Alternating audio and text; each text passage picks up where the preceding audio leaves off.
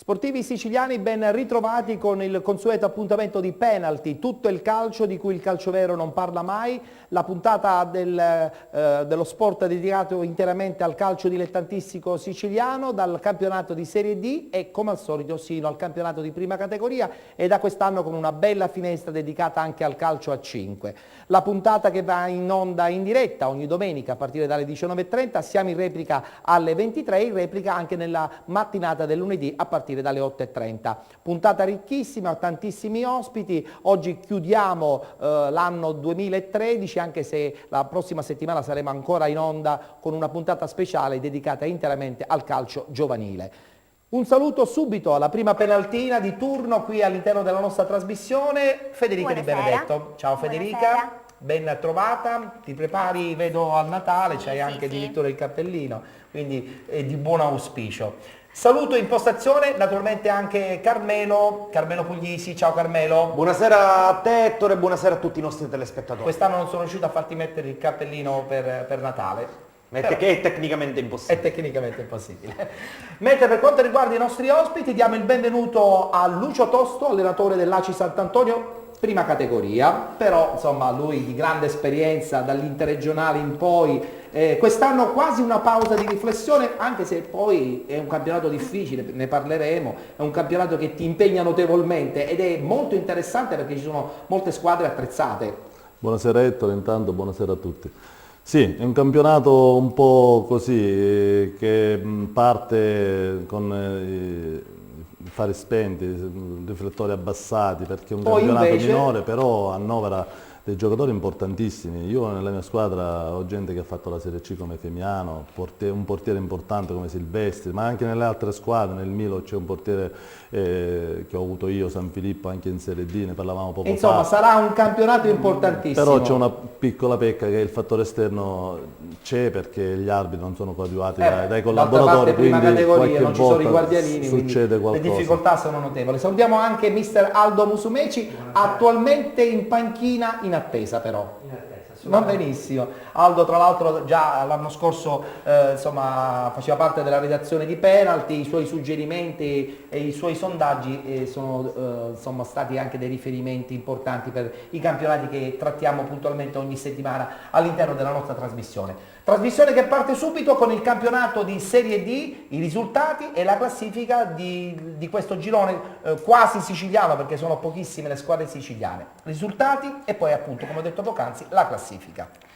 Agregas Noto 7-0, Battipagliese Orlandina 2-1, Città di Messina Savoia 3-3, Comprensorio Montalto Interreggio 2-0, Due Torri Pomigliano 0-0, Licata Cavese 0-5, Nuova Gioiese Agropoli 1-2, Ragusa Vibonese 0-2, Rende Torrecuso 1-1.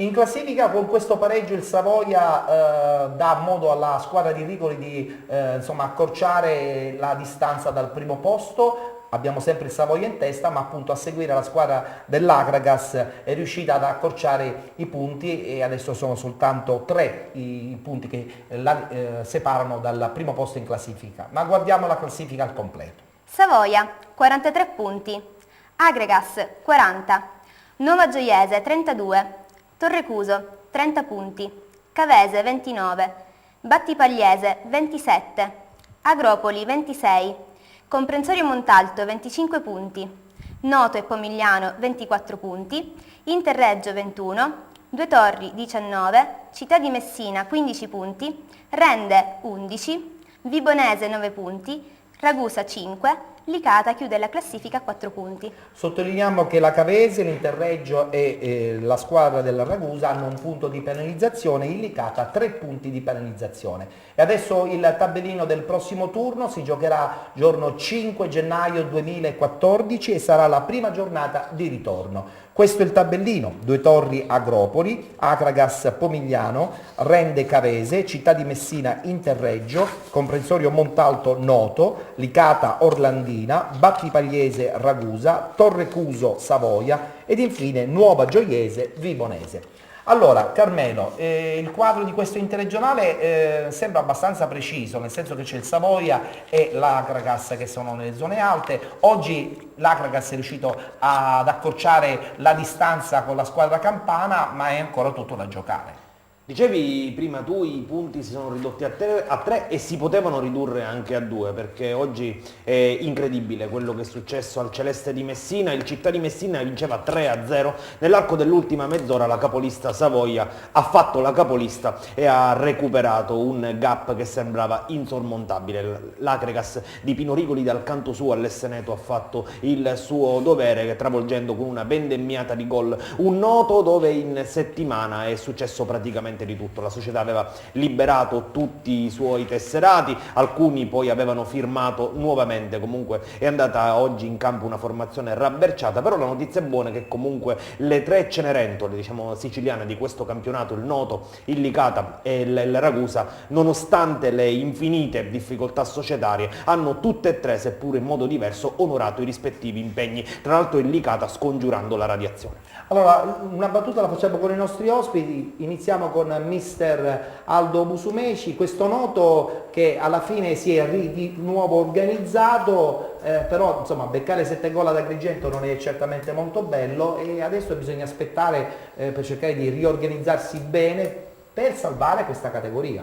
Sì, io ho visto diverse volte il Noto quest'anno, era una formazione assolutamente organizzata, aveva elementi come Salese, Sani, assolutamente di spicco. Certo, ora ripartire da zero è un po' complicato, visto che hanno fatto rifirmare alcuni giocatori che erano andati via perché avevano dato lo svincolo a tutti e speriamo bene. Certo, non ha molto senso poi ripartire con una squadra a dicembre completamente nuova, quindi sarà dura, però hanno preso già 24 punti, quindi insomma... 24 punti che possono essere attualmente insomma una certa garanzia, tosto, però bisogna guardarsi alle spalle. Ancora c'è molto da giocare, c'è tutto il girone di ritorno. A me dispiace soltanto per il buon lavoro che stava facendo Giancarlo Betta, che è un ottimo allenatore, un emergente.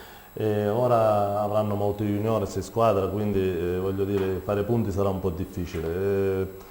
Questo è un campionato falsato. Sì, Licata e Ragusa che insomma attualmente e ancora ce ne sono sarà, in grande difficoltà. ancora ce ne saranno altre, ma la cosa che fa falsare questo campionato è il fatto che qualche partita non si presentano, altre si presentano in formazione e quindi questo qua fa in modo di far fare punti a determinate squadre ed altre no. Quindi è un campionato falsato e sta succedendo anche in eccellenza questo. E anche in eccellenza, tra poco ne parliamo di eccellenza, anzi lo facciamo subito perché diamo lettura dei risultati con la classifica, parliamo appunto del campionato di eccellenza, lo facciamo con il girone A e la parola la diamo naturalmente alla nostra splendida Federica. Girone A di eccellenza.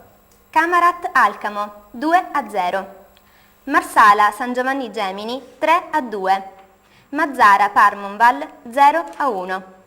Profavara Rocco di Caprileone 1-1, Raffadali Folgore Selinunte 2-0, Riviera Marmi San Cataldese 2-1, Serra di Falco San Sebastiano 3-1, Leonfortese Atletico Campofranco 1-0.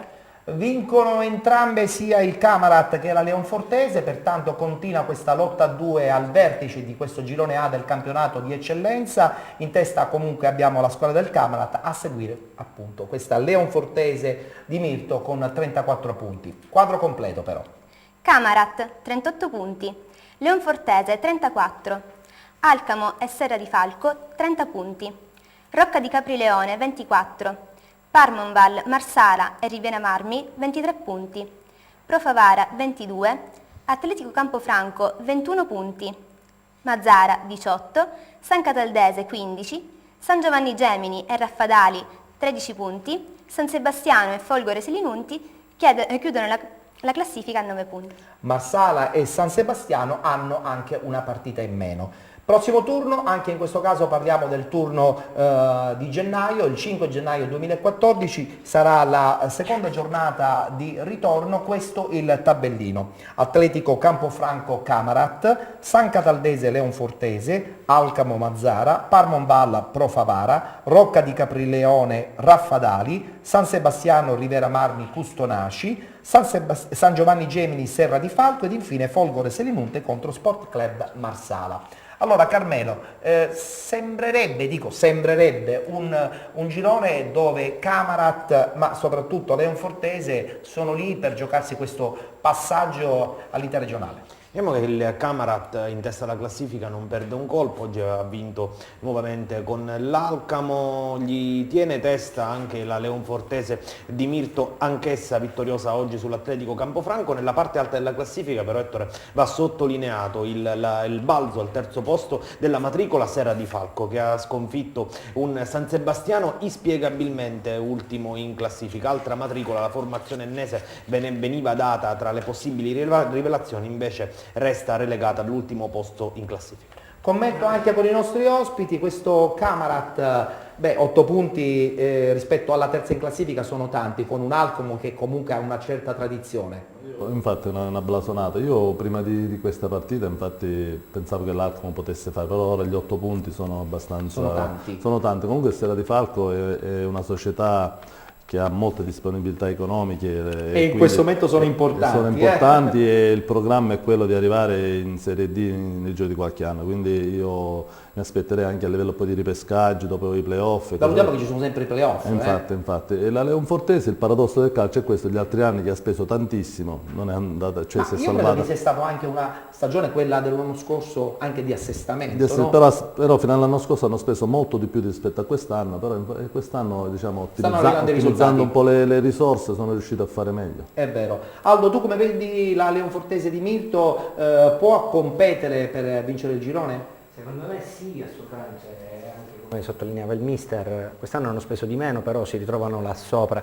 Tra l'altro mi sembra anche molto interessante il campionato anche del Rocca di Caprileone, che è una neopromossa sì. Che doveva lottare per la salvezza e invece si ritrova nei piani alti della classifica, e queste sono assolutamente piacevoli sorprese perché... Sì. Noi tra l'altro l'anno scorso abbiamo parlato con il presidente, insomma c'è grande entusiasmo. Sì, ma poi c'è un grosso movimento anche di organizzazione di settore giovanile, ho contatti con qualcuno di lì, è assolutamente un movimento interessante. Rocca invece aveva una squadra secondo me per primeggiare, perché ha preso giocatori che l'anno scorso hanno vinto con l'Orlandina, penso a Zingales, a Cracco, lo stesso Giacomo Bontempo, quindi secondo me alla Rocca manca qualche punto, cioè secondo me il Rocca poteva fare qualcosa in più. Come primo anno di eccellenza, venendo dai 10 pareggi, loro comunque puntavano a una salvezza tranquilla, poi il fatto che tu ti ritrovi là sopra è positivo, ben venga assolutamente, però certo ci sono nomi assolutamente importanti. Benissimo, ci dobbiamo fermare, abbiamo la prima pausa pubblicitaria, tra poco ritorneremo in studio per parlare del secondo girone del campionato di eccellenza, ovvero il girone B. Sì, Ettore, un brevissimo stacco pubblicitario, rimanete con Penalty. Amici di Penalty, adesso c'è la pubblicità.